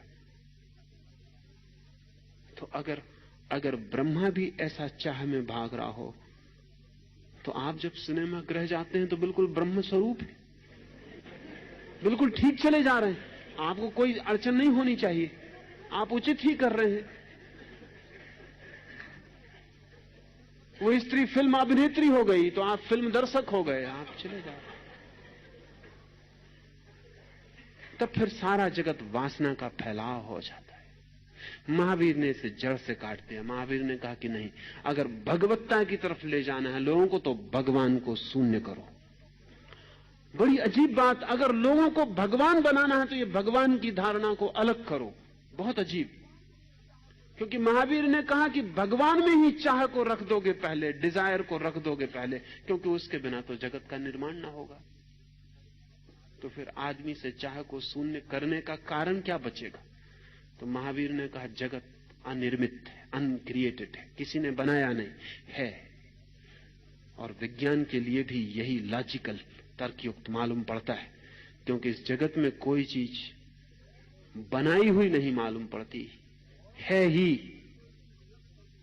और न इस जगत में कोई चीज नष्ट होती मालूम पड़ती है, न कोई चीज निर्मित होती मालूम पड़ती है, सिर्फ रूपांतरित होती मालूम पड़ती है। इसलिए महावीर ने जो परिभाषा की है पदार्थ की, वो इस जगत में की गई सर्वाधिक वैज्ञानिक परिभाषा है।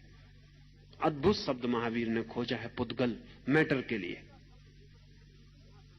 और ऐसा शब्द जगत की किसी भाषा में नहीं है। पदार्थ के लिए महावीर ने पदार्थ नहीं कहा, नया शब्द गढ़ा, पुद्गल। पुद्गल का अर्थ है जो बनता और मिटता रहता है और फिर भी है, जो प्रतिपल बन रहा है और मिट रहा है और है। जैसे नदी प्रतिपल भागी जा रही है, चली जा रही है, हुई जा रही और फिर भी है। फ्लोइंग एंड इज, बह रही है और है। महावीर ने कहा कि जो चीज बन रही है, मिट रही है, ना बन के सृजन होता उसका, ना मिट के समाप्त होती। बिकमिंग, पुद्गल का अर्थ है becoming, never being and always becoming. कभी है की स्थिति में भी नहीं आती पूरी की ठहर जाए, बस होती रहती। तो महावीर ने कहा पुद्गल वो है जो प्रतिपल जन्म रहा, प्रतिपल मर रहा, फिर भी कभी निर्मित नहीं होता, फिर भी कभी समाप्त नहीं होता, चलता रहता है। गत्यात्मक पदार्थ डेड कंसेप्ट है। अंग्रेजी का मैटर भी डेड वर्ड है, मरा हुआ शब्द है। अंग्रेजी के मैटर का कुल मतलब होता है जो नापा जा सके, वो मेजर से बना हुआ शब्द है। संस्कृत या हिंदी के पदार्थ का अर्थ होता है जो अर्थवान है, अस्तित्ववान है। पुद्गल का अर्थ होता है जो हो रहा है, इन द प्रोसेस। प्रोसेस का नाम पुद्गल है, क्रिया का नाम पुद्गल है। जैसे आप चल रहे, एक कदम उठाया, दूसरा रखा, दोनों कभी आप ऊपर नहीं उठाते। एक उठता है तो दूसरा रख जाता है। इधर एक बिखरता है तो उधर दूसरा तत्काल निर्मित हो जाता है। प्रोसेस चलती रहती है। पदार्थ का एक कदम हमेशा बन रहा है और एक कदम हमेशा मिट रहा है।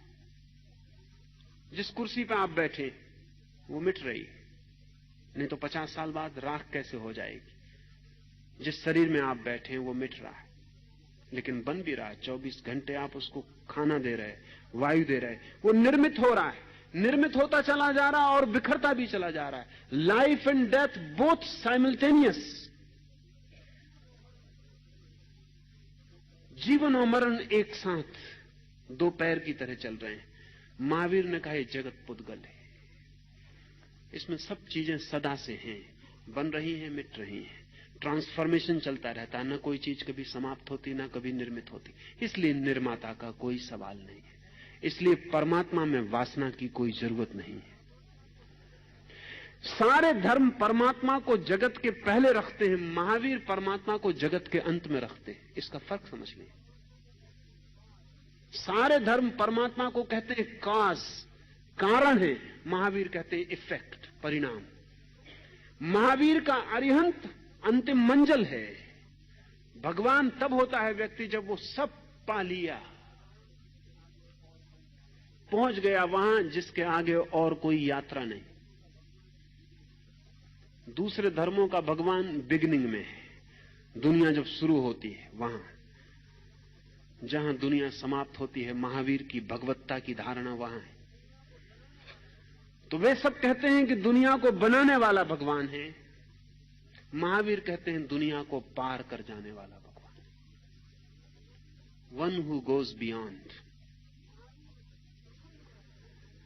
महावीर प्रथम नहीं रखते, अंतिम रखते हैं। काज नहीं इफेक्ट, कारण नहीं कार्य। दुनिया का भगवान बीज की तरह है, महावीर का भगवान फूल की तरह है।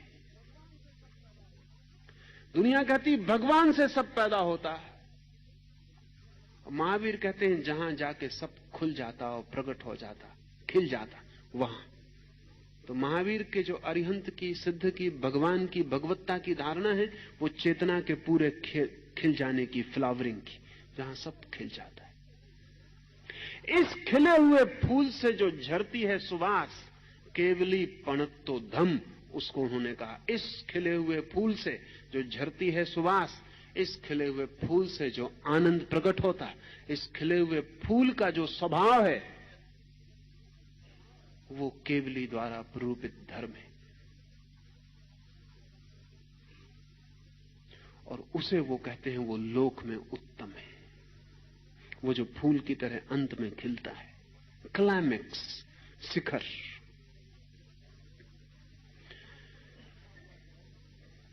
शास्त्र में लिखा हुआ धर्म लोक में उत्तम है, ऐसा महावीर नहीं कहते। नहीं तो वो कहते शास्त्र प्रूपित धर्म लोकोत्तम है। वेद को मानने वाला कहता है वेद में जो प्रूपित धर्म है वो लोक में उत्तम है।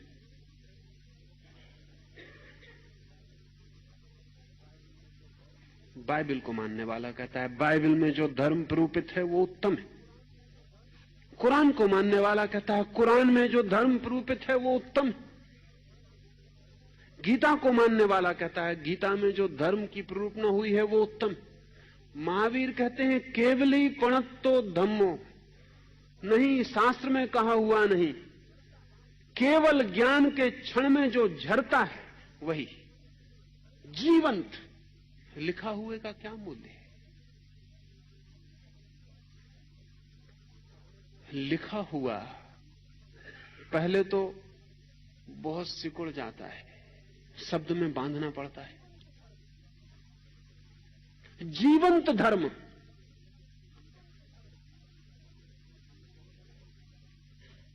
अभी से इसके बहुत अर्थ होंगे, इसका अर्थ होगा लेकिन केवली प्रूपित जो धर्म है वो शास्त्र में लिख लिया गया है। तो जैन अब उस शास्त्र को सिर पे ढोए चले जाते हैं, वैसे ही जैसे कुरान को कोई ढोता है, गीता को कोई ढोता है। ये महावीर के साथ जाती है। जाती इसलिए है कि महावीर ने कभी कहा नहीं कि शास्त्र में प्रूपित धर्म, ऐसा भी नहीं कहा कि मेरे शास्त्र में कहा हुआ धर्म। लेकिन बड़ी कठिनाई है, और महावीर ने खुद कोई शास्त्र निर्मित नहीं किया। महावीर ने कुछ लिखवाया भी नहीं। महावीर के मरने के सैकड़ों वर्ष बाद महावीर के वचन लिखे गए।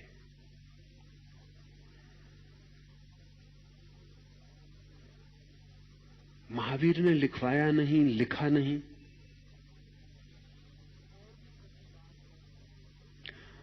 और भी कठिन बात है, और वो ये कि महावीर ने कहा नहीं, वो जरा कठिन है।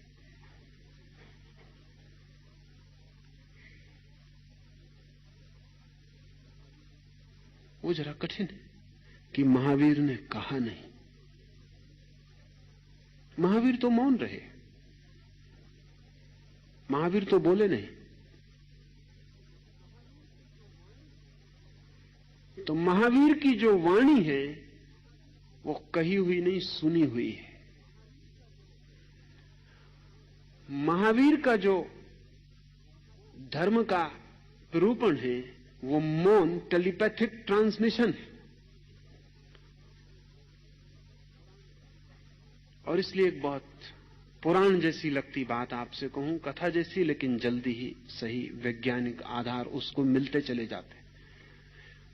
महावीर जब बोलते तो बोलते नहीं थे, बैठते। उनके अंतर आकाश में जरूर ध्वनि गूंजती। ओंठ का वे उपयोग न करते, कंठ का वे उपयोग न करते। अगर मैसिंग, एक साधारण व्यक्ति जो कोई अरिहंत नहीं, अगर एक कागज के टुकड़े को सिर्फ अंतर्वाणी के द्वारा कह सकता है ये टिकट है, बोला तो नहीं, कहा तो नहीं, लेकिन टिकट कलेक्टर ने तो, चेकर ने तो जाना, सुना कि टिकट है। अगर एक कोरे कागज पर लाख रुपया दिए जा सकते हैं तो पढ़ा तो गया, लिखा नहीं गया। ट्रेजरर ने पढ़ा तो कि लाख रुपए देने हैं।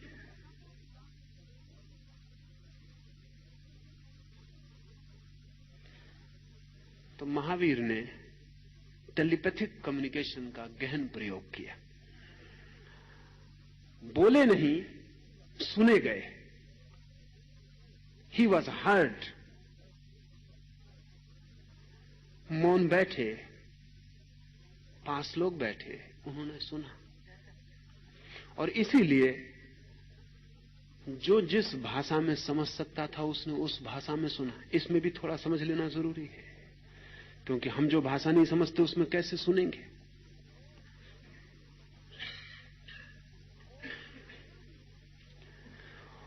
और जानवर भी इकट्ठे थे, पशु भी इकट्ठे थे, और पौधे भी खड़े थे, और कथा कहती उन्होंने भी सुना।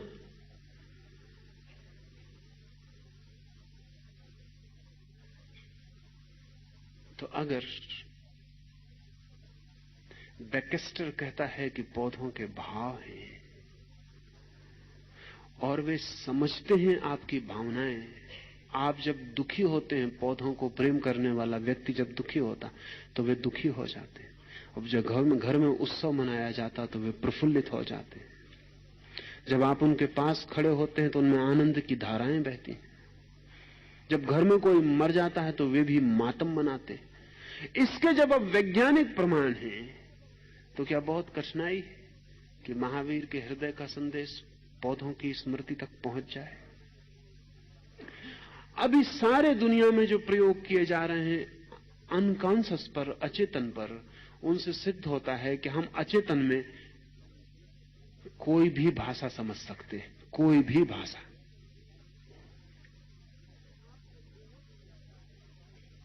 जैसे आपको बेहोश किया जाए, हिप्नोटाइज किया जाए, गहन इतना बेहोश किया जाए कि आपको अपना कोई पता ना रह जाए, तो फिर आपसे किसी भी भाषा में बोला जाए आप समझेंगे। अभी एक चेक वैज्ञानिक डॉक्टर राजडेक इस पर काम करता है, भाषा और अचेतन पर। तो वो एक महिला पर जो चेक भाषा नहीं जानती, उसको बेहोश करके बहुत दिन तक उससे चेक भाषा में बातें करता था और वो समझती थी। जब वो बेहोश होती तो उससे वो चेक भाषा में कहता है कि उठ के वो पानी का गिलास ले आओ, तो वो ले आती। बड़ी हैरानी की बात, जब वो होश में आती तब उससे कहे तो वो नहीं सुनती, समझ में नहीं आता। उसने उस महिला से पूछा कि बात क्या है? जब तू बेहोश होती है तब तू पूरा समझती है, जब तू होश में आती तब कुछ भी नहीं समझती। उस महिला ने कहा कि मुझे भी थोड़ा थोड़ा ख्याल रहता है बेहोशी का, कि मैं समझती थी, लेकिन जैसे जैसे मैं होश में आती हूं तो मुझे सुनाई पड़ता चा चा चा, और कुछ समझ में नहीं आता। तुम जो बोलते हो उसमें चा चा चा मालूम पड़ता, और कुछ नहीं मालूम पड़ता, लेकिन बेहोशी में मुझे भी थोड़ी स्मृति रहती है कि तुम जो बोलते हो मैं समझती हूं। तो राजदेव का कहना है कि आदमी की भाषा का अध्ययन उसके अचेतन के अध्ययन से यह खबर लाता है कि हम महासागर में निकले हुए छोटे छोटे द्वीपों की भांति हैं, ऊपर से अलग अलग, नीचे उतर जाएं तो जमीन से जुड़े हुए। ऊपर हमारी सबकी भाषाएं अलग अलग, जितने गहरे उतर जाएं उतनी एक। आदमी की ही नहीं, और गहरे उतर जाएं तो पशु की भी एक, और गहरे उतर जाएं तो पशु की ही नहीं पौधों की भी एक, और कोई नहीं कह सकता कि और गहरे उतर जाएं तो पत्थर की भी एक। जितने हम अपने नीचे गहरे उतरते हैं उतने हम जुड़े हुए हैं एक महाकॉन्टिनेंट से, एक महाद्वीप से, जीवन के, और वहां हम समझते हैं। तो महावीर का ये जो प्रयोग था निशब्द विचार संचरण का, टेलीपैथी का, ये आने वाले 20 वर्षों में विज्ञान कहेगा कि पुराण कथा नहीं है। इस पर काम तेजी से चलता है और स्पष्ट होती जाती हैं बहुत सी अंधेरी गलियां, बहुत से गलिहारे जो साफ नहीं थे। इसका अर्थ यह हुआ कि अगर हमें किसी व्यक्ति को दूसरी भाषा सिखानी हो तो राजदिक कहता है कि चेतन रूप से सिखाने में व्यर्थ कठिनाई हम उठाते। इसलिए राजदिक ने एक संस्था खोली है और एक दूसरा वैज्ञानिक है बल्गेरिया में, डॉक्टर लोरेंजो, उसने एक इंस्टीट्यूट खोली। लोरेंजो के इंस्टीट्यूट का नाम है इंस्टीट्यूट ऑफ सजेस्टोलॉजी। अगर हम उसे ठीक अनुवाद करें तो उसका अर्थ होगा मंत्र महाविद्यालय। सजेस्टोलॉजी का अर्थ होता है मंत्र। आप जानते हैं ना, सलाह देने वाले को हम मंत्री कहते हैं, सुझाव देने वाले को मंत्री कहते हैं। मंत्र का अर्थ है सुझाव, सजेशन। लोरेंजो की इंस्टीट्यूट सरकार के द्वारा स्थापित हो। बल्गेरियन सरकार कम्युनिस्ट है। इसमें 30 वैज्ञानिक लोरेंजो के साथ काम कर रहे हैं और लोरेंजो का कहना है कि 2 साल का कोर्स हम 20 दिन में पूरा करवा देते। कोई भी 2 साल का कोर्स, जो भाषा आप 2 साल में सीखेंगे चेतन रूप से, वो लोरेंजो आपको सम्मोहित रिलैक्स हालत में छोड़ के 20 दिन में सिखा देता है। और एक नई शिक्षा की पद्धति लोरेंजो ने विकसित की है जो कि जल्दी सारी दुनिया को पकड़ लेगी। और वो बिल्कुल उल्टी जो अभी आप करवा रहे हैं। और उसके हिसाब से, और मैं मानता हूं कि वो ठीक है, मेरे हिसाब से भी हम जिसको शिक्षा कह रहे हैं वो शिक्षा नहीं है, निपट ना समझिए। लोरेंजो ने जो स्कूल खोला है, उस स्कूल में बच्चों को बैठने के लिए आराम कुर्सियां हैं। कुर्सियां नहीं, आराम कुर्सियां, जैसा कि हवाई जहाज में होती, जिन पर वो आराम से लेट जाते। डिफ्यूज कर दिया जाता प्रकाश, जैसा कि हवाई जहाज उड़ता है तब कर दिया जाता, तेज रोशनी नहीं। और विशेष संगीत कमरे में बजता रहता। कोई स्कूल रहा, ये मामला सब खराब हो गया। पूरे वक्त संगीत बजता रहता। और विद्यार्थियों से कहा जाता है कि आंख चाहो आधी बंद कर लो, चाहो पूरी बंद कर लो, और संगीत पर ध्यान दो, संगीत पर। और शिक्षक पढ़ा रहा, उस पर ध्यान मत दो। Don't give any attention to the teacher. शिक्षक पढ़ा रहा है, उस पर भूल के ध्यान मत देना, उसी से गड़बड़ हो जाती। तुम तो संगीत सुनते रहना, तुम शिक्षक को सुनना ही मत। ये तो उल्टा हो गया, क्योंकि शिक्षक यही तो बेचारा परेशान है कि हमको सुन नहीं रहे, तो डंडा बजा रहा है पूरे वक्त कि हमें सुनो। लड़के कहीं बाहर देख रहे हैं, कहीं पक्षियों को सुन रहे हैं, कहीं कुछ और कर रहे हैं, और शिक्षक कह रहा है हमें सुनो। वही तो सारा 3000 साल का शिक्षक और विद्यार्थी का झगड़ा है, जो अब अपनी चरम सीमा पर पहुंच गया कि हमें सुनो। और लोरेंजो कहता है कि इसीलिए तुम 2 साल लग जाते हैं सिखाने में, क्योंकि जब कोई व्यक्ति सचेतन रूप से सुनता है तो उसका ऊपरी मन सुनता है। तो वो कहता है ऊपरी मन को तो लगा दो संगीत सुनने में, तब उसका भीतरी मन का द्वार सुनता रहेगा। और 2 साल का कोर्स वो 20 दिन में पूरा कर देता है, किसी भी भाषा का। और 20 दिन में आदमी उतना कुशल हो जाता है दूसरी भाषा बोलने में, जितना 2 साल में नहीं हो पाता। बात क्या है? बात कुल इतनी ही है कि नीचे गहरे में हमारी बड़ी क्षमताएं छिपी हैं।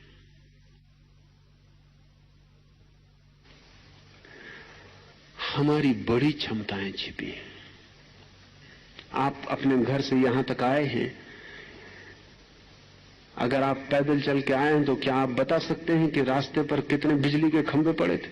आप कहेंगे मैं कोई पागल हूं, मैं उनकी कोई गिनती नहीं करता। लेकिन आपको बेहोश करके पूछा जाए तो आप संख्या बता सकते, ठीक संख्या। आप जब चले आ रहे थे इधर, तो आपका ऊपरी मन तो इधर आने में लगा था, हान बज रहा था उसमें लगा था, कोई टकरा न जाए उसमें लगा था। लेकिन आपके नीचे का मन सब कुछ रिकॉर्ड कर रहा है। रास्ते पर पड़े हुए लैंप पोस्ट भी, लोग निकले वो भी, हार्न बजा वो भी, कार का नंबर दिखाई पड़ गया वो भी, वो सब नोट कर रहा है। वो सब आपको याद हो गया है। आपके चेतन को कोई पता नहीं, कहना चाहिए आपको कोई पता नहीं। वो जो पानी के ऊपर निकला हुआ द्वीप आइलैंड है उसको कुछ पता नहीं, लेकिन नीचे जो जुड़ी हुई भूमि का विस्तार है वहां सब पता है। तो महावीर बोले नहीं, चुपचाप बैठे। और इसीलिए यही कारण है कि महावीर का धर्म बहुत व्यापक नहीं हो पाया, बहुत लोगों तक नहीं पहुंच पाया, क्योंकि महावीर बोलते तो सबकी समझ में आता है, महावीर नहीं बोले तो उनकी ही समझ में आया जो उतने गहरे जाने को तैयार थे। इसलिए महावीर का बहुत सिलेक्टिव है, बहुत चूज एंड फ्यू। जो उस जगत में महावीर के वक्त श्रेष्ठतम लोग थे वे ही महावीर को सुन पाए। वे श्रेष्ठतम चाहे पौधों में हो और चाहे पशुओं में और चाहे आदमियों में, इससे कोई फर्क नहीं पड़ता।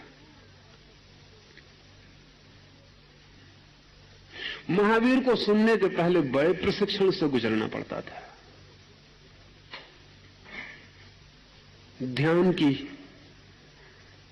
प्रक्रियाओं से गुजरना पड़ता है, ताकि जब आप महावीर के सामने बैठें तो आपका जो वाचाल मन है, वो जो निरंतर उपद्रव से ग्रस्त बीमार मन है, वो शांत हो जाए और आपकी जो गहन आत्मा है वो महावीर के सामने आ जाए, उस संवाद हो सके उस आत्मा से।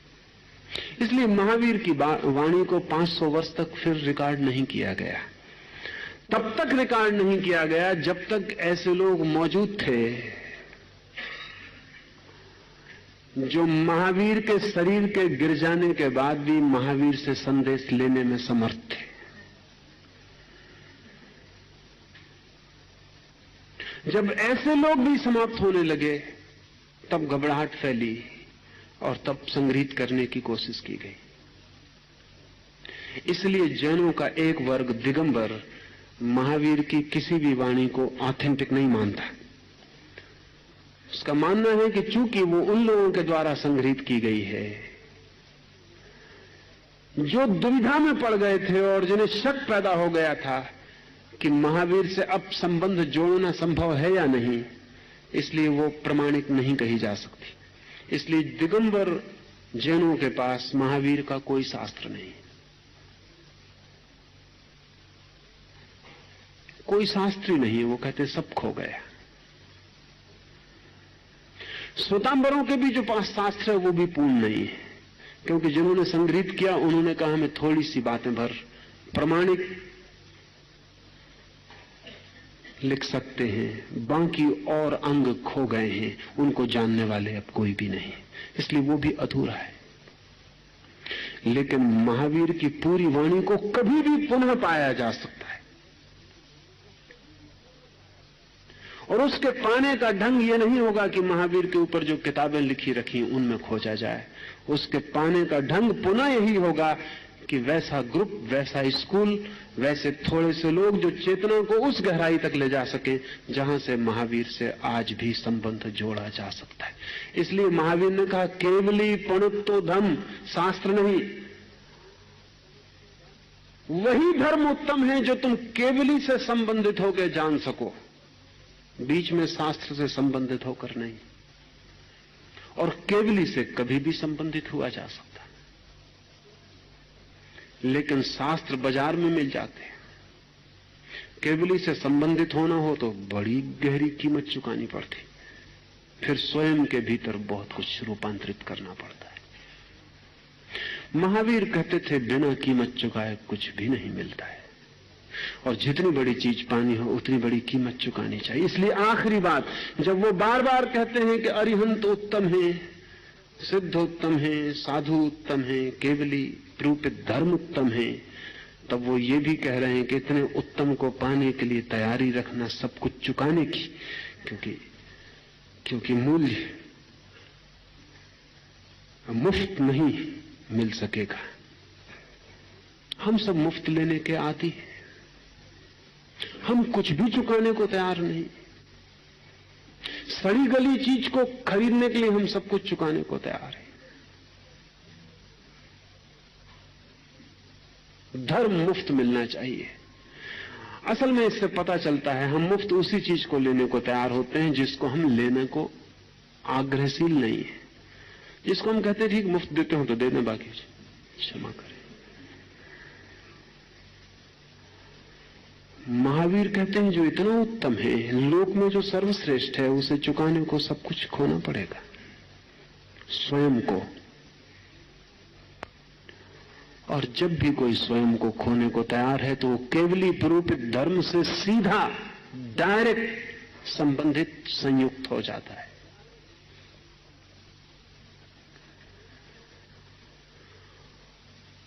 वही धर्म जो जानने वाले से सीधा मिलता हो बिना मध्यस्थ के, वही श्रेष्ठ है। आज इतना ही, बैठेंगे 5-7 मिनट